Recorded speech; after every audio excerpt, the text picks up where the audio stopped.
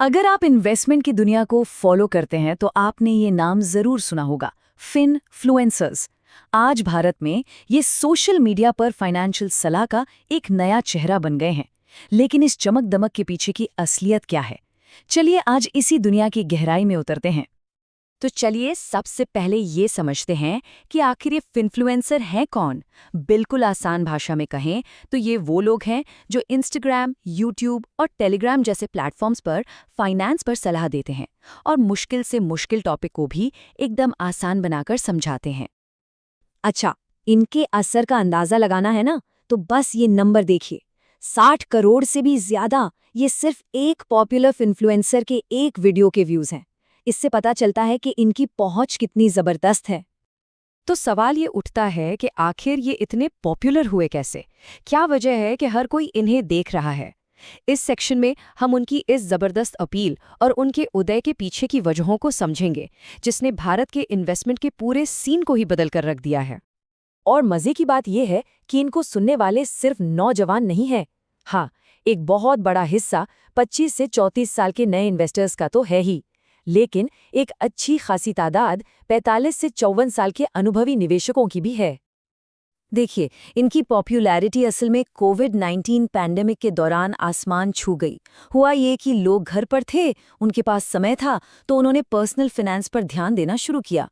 फिन्फ्लुएंसर्स ने इसी मौके को भुनाया और मुश्किल फाइनेंशियल टॉपिक्स को छोटे-छोटे आसान वीडियो में बदल दिया। नतीजा, आम लोगों तक इन्वेस्टमेंट पहुंचा और डीमैट खातों की संख्या 10 करोड़ के पार हो गई। और सबसे बड़ी बात तो यह है कि 93% फॉलोअर्स इन पर बहुत ज्यादा भरोसा करते हैं। लेकिन देखिए, जहां इतनी जबरदस्त पॉपुलैरिटी होती है ना, वहां कुछ बड़े जोखिम भी छिपे होते हैं। तो अब हम पर्दे के पीछे के उन खतरों और अनएथिकल प्रैक्टिसेस पर नजर डालेंगे जो अक्सर लोगों को दिखाई नहीं देती। और ये जो चार्ट है ना, ये असल में पूरी कहानी बयां कर देता है। एक तरफ सिर्फ 2% इन्फ्लुएंसर्स सेबी के साथ रजिस्टर्ड हैं, मतलब जिनके पास सलाह देने की क्वालिफिकेशन है। और दूसरी तरफ 62% इन्वेस्टर्स उन्हीं की ही सलाह पर अपने पैसे लगा रहे हैं। ये असर और काबिलियत के बीच का एक बहुत ही खतरनाक गैप है। अब जरा इस आंकड़े पर गौर कीजिए, ये वाकई चौंकाने वाला है। सेबी का डेटा बताता है कि equity futures and option segment में 10 में से 9 ट्रेडर अपना पैसा गंवाते हैं। और पता है क्या, यही वो रिस्की सेगमेंट है जिसे इन्फ्लुएंसर्स अक्सर जल्दी पैसा बनाने का रास्ता बताकर प्रमोट करते हैं। तो ये करते कैसे हैं? सबसे खतरनाक तरीकों में से एक है पंप एंड डंप स्कीम। ये काम कैसे करती है? पहले इन्फ्लुएंसर चुपचाप किसी छोटी अनजान कंपनी के शेयर खरीद लेते हैं। फिर वे अपने चैनल पर उस स्टॉक की जबरदस्त तारीफ करते हुए भ्रामक वीडियो बनाते हैं। उनके लाखों फॉलोअर्स उस स्टॉक को खरीदने के लिए टूट पड़ते हैं। जैसे ही कीमत आसमान छूती है, ये इन्फ्लुएंसर अपने सारे शेयर बेचकर निकल जाते हैं और आम निवेशक को भारी नुकसान झेलना पड़ता है। एक कहावत है जो इस सिचुएशन पर बिल्कुल फिट बैठती है। फिन्फ्लुएंसर्स एक चाइना शॉप में बैल की तरह हैं। मतलब बिना किसी जवाबदेही के दी गई सलाह इन्वेस्टर्स के पैसे और पूरे मार्केट की स्टेबिलिटी के लिए कितनी खतरनाक हो सकती है। और ये सब सिर्फ बातें नहीं हैं, ये असल में हो रहा है। ये कोई थ्योरी नहीं है। अभी हाल ही में सेबी ने एक अकेली फिन्फ्लुएंसर अकेडमी से 546.2 करोड़ रुपए जब्त करने का आदेश दिया। आरोप ये था कि उन्होंने 3.4 लाख निवेशकों को एजुकेशन के नाम पर गुमराह करने वाली सलाह बेची थी।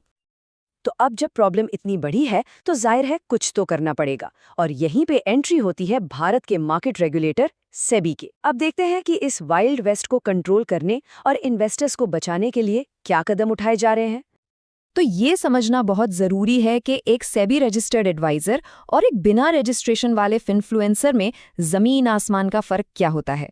रजिस्टर्ड एडवाइज़र्स के पास प्रोफेशनल डिग्री होती है, वो अपनी सलाह के लिए कानूनी तौर पर जिम्मेदार होते हैं, जबकि फिन्फ्लुएंसर्स पर ऐसा कोई नियम लागू नहीं होता। तो इन्वेस्टर्स को बचाने के लिए सेबी ने कुछ बहुत ही सख्त नियम लागू किए हैं। अब कोई भी बिना रजिस्ट्रेशन के इन्वेस्टमेंट की सलाह नहीं दे सकता।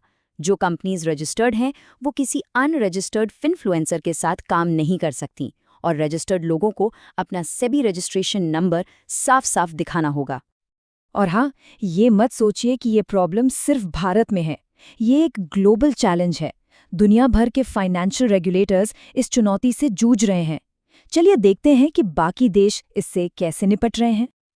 अगर हम दूसरे देशों को देखें तो फ्रांस में पेड प्रमोशन पर 2 साल तक की जेल हो सकती है, ऑस्ट्रेलिया में बिना लाइसेंस के सलाह देने पर 5 साल की कैद है और पूरे यूरोपियन यूनियन में छिपी हुई मार्केटिंग पर सख्त पाबंदी है।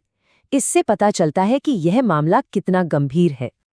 तो इन सब नए नियमों और इस बदलते माहौल का एक आम निवेशक के लिए क्या मतलब है, और आने वाले समय में फाइनेंशियल सलाह की दुनिया कैसी दिखने वाली है? असल में सबसे बड़ा सवाल और सबसे बड़ी चुनौती रेगुलेटर्स के सामने यही है कि एजुकेशन और एडवाइस के बीच की बारीक लाइन कहाँ खींची जाए। क्योंकि देखिए, एजुकेशन देना अच्छी बात है, लेकिन जब वो सलाह बन जाए तो उस पर नियम कानून लागू होने ही चाहिए। तो इस माहौल में खुद को सेफ रखने के लिए कुछ बातें हमेशा ध्यान में रखनी चाहिए। इसे एक तरह की सेफ्टी टूलकिट समझ सकते हैं। हमेशा चेक करें कि सलाहकार सेबी रजिस्टर्ड है या नहीं। उनके दावों को वेरीफाई करने के लिए वेरीफाइड पीएनएल जैसे टूल्स का इस्तेमाल करें। ये समझें कि उन्हें पैसा कैसे मिलता है, आपकी फीस से या किसी कंपनी के कमीशन से। और हाँ, अगर कोई गारंटीड या हद से ज्यादा रिटर्न का वादा करे तो हमेशा सावधान रहें। और आखिर में ये सब हमें एक बहुत ही बुनियादी सवाल पर लाके खड़ा कर देता है। आज के इस डिजिटल दौर में जब कोई भी इंसान लाखों लोगों तक अपनी बात पहुंचा सकता है, तो हम ये कैसे तय करें कि कौन सच में एक्सपर्ट है और किस पर भरोसा किया जाना चाहिए? ये वो सवाल है जो आने वाले समय में फाइनेंशियल एडवाइस और हमारी डिजिटल जिंदगी दोनों को आकार देगा।